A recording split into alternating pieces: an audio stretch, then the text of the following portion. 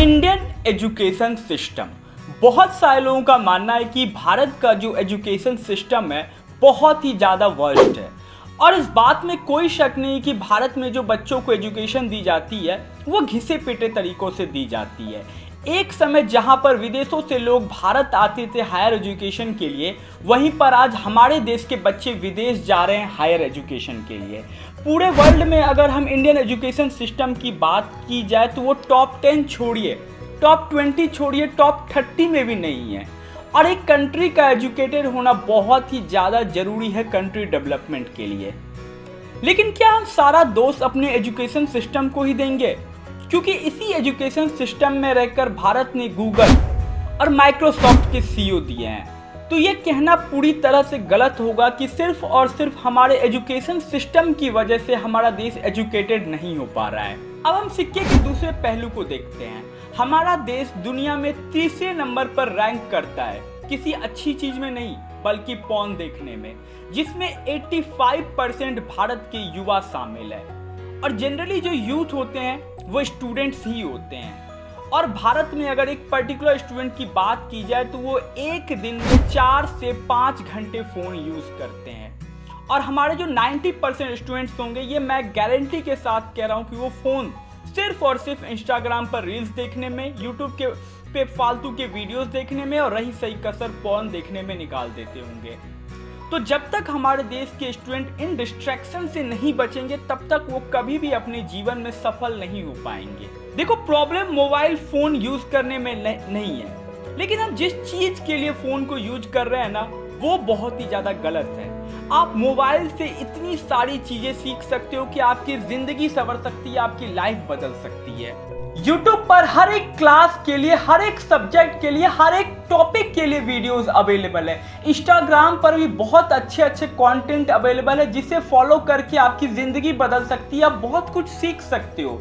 तो अगर आप फ़ोन यूज़ कर रहे हो ना दोस्तों, तो आप फ़ोन इन सब चीज़ों के लिए यूज़ किया करें। आज मैं ना आपको बिल गेट्स की एक छोटी सी कहानी सुनाता हूँ। बिल गेट्स जब स्टूडेंट थे ना, तो वो 15-15, 16-16 घंटे पढ़ाई किया करते थे। एक एक दिन में 500-500 पेज पढ़ाई किया करते थे। तो उनकी माँ उनको हमेशा कहती थी कि यार तू भी बाहर जाके खेल लिया कर, थोड़ा घूम लिया कर, देर रात तक क्यों पढ़ाई करता है। क्योंकि बिल गेट्स ने सारी रात पढ़ाई करते थे, कई बार तो सुबह तक पढ़ाई किया करते थे वो, और वो कहीं भी खेलने नहीं जाते थे।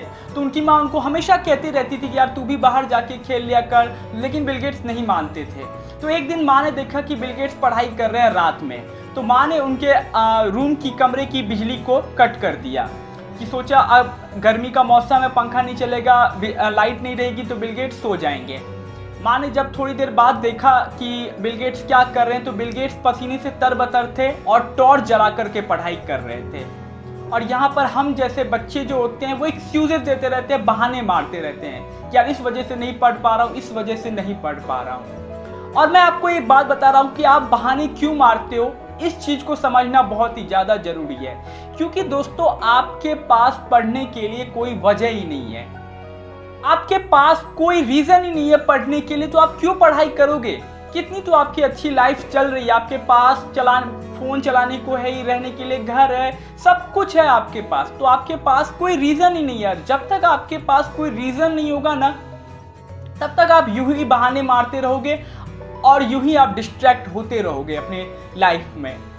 जिसके पास कोई वजह होगी, रीज़न होगी ना, वो पढ़ाई कर रहा होगा। जैसे कोई स्टूडेंट है, उसको आने वाले बोर्ड एग्जाम में टॉपर बनना है, तो उसके पास प्रॉपर रीज़न है और वो पढ़ भी रहा होगा। लेकिन आपके पास तो कोई रीज़न ही नहीं है। तो आपको सबसे पहले दोस्तों एक रीज़न ढूंढना होगा कि मुझे इस वजह से पढ़ाई करनी है, आने वाले एग्जाम में टॉपर बनना है, आने वाले जेईई के पेपर में मुझे बहुत अच्छा रैंक लाना है, यूपीएससी का पेपर क्लियर करना है। आपको कोई ना कोई रीज़न, कोई ना कोई गोल ढूंढना होगा, कोई ना कोई मोटिवेशन आपको चाहिए दोस्तों, नहीं तो आप यूं ही डिस्ट्रैक्ट होते रहोगे। तो जाते जाते आपसे एक लाइन कहना चाहूँगा कि राह संघर्ष की जो चलता है वही संसार को बदलता है। जिसने रातों से जंग जीती हो, सूर्य बनकर वही निकलता है।